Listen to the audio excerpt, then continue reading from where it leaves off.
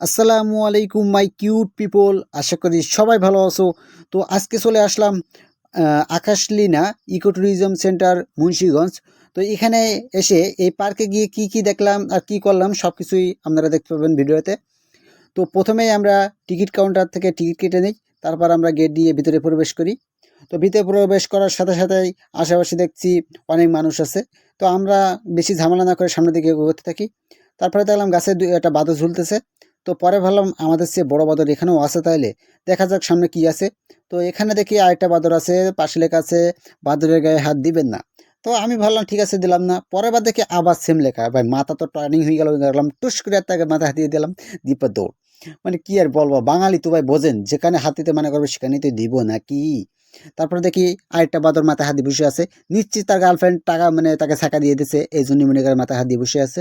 তো যাই হোক, তারপরে আবার সামনের দিকে যাই, গিয়ে দেখি একটা হালুম আছে। হালুম হালুম, তো ভাই হালুম না কি দেখলাম ভাই, সিরিয়াস দেখেন আপনাদের একটু দেখাবো হালুমটা কেমন দেখতে।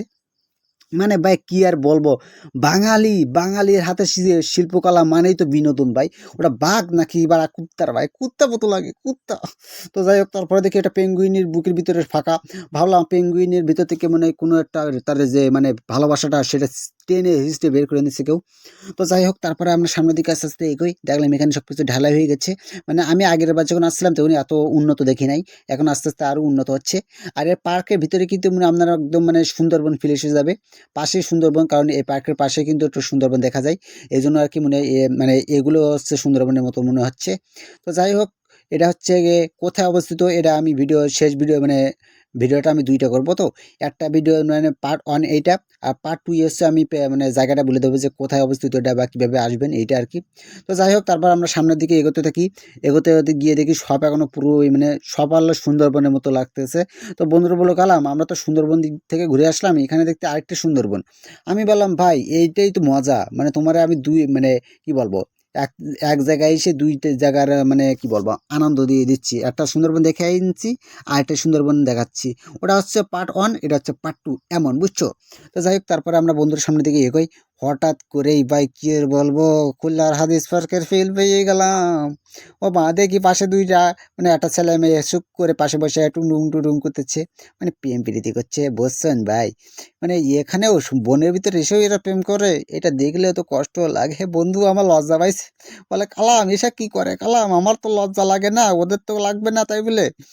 তো আমি বললাম, বন্ধু সবাই তো তোমার মতো না। তো যাই হোক, সামনে আমার বন্ধুরা হেঁটে চলে যাচ্ছে, আমিও একটু হাঁটতেছি পিছন পিছন। আমার ধান্দা তো অন্যরকম ভাই, কেউ যদি উল্টো আল্লাহ করে তাদেরকে ভিডিও করে ভাইরাল করে দিব। তারপরে হঠাৎ সামনে এগোই, এগোতে এগোতে বলে কি, আলাম এখানে কি বাঁদর নাই নাকি এটা শুধু লাগে মানে সুন্দরবন মতো দেখতে। আমি বললাম, বন্ধুরা অবশ্যই থাকবে, তোমরা শুধু খোঁজো, আমাদের চেয়ে বড় বাঁদর এমনি এখানে থাকবেই। তো সামনে যাইতে যাইতে হঠাৎ করে আমার বন্ধুরা আঁকাআঁকি করলো যে, কালাম বাঁদর দেখেছি বাঁদর দেখেছি। আমি বললাম, কই ভাই কই। তো বলে, কালাম তুমি ক্যামেরার সামনে নিয়ে আসো, তোমার জন্য ভয় মানে তোমার ক্যামেরার দিকে ভয়তে পলাচ্ছে বাঁদরেরা। তো যাই হোক, তারপরে আমি একটু দেখানোর চেষ্টা করব যে কোথায় আছে বাঁদরটা। তো এখানেই নাকি বাঁদর দেখা যাচ্ছে। তো যাই হোক, আজকে এই পর্যন্ত ভিডিওটা, কারণ এরপরে পার্ট টু আছে। তো এই ভিডিওটা এই পর্যন্তই দেখুন, বাই বাই, আসসালামু আলাইকুম। আর পার্ট টু অবশ্যই দেখবেন, ঠিক আছে, টাটা।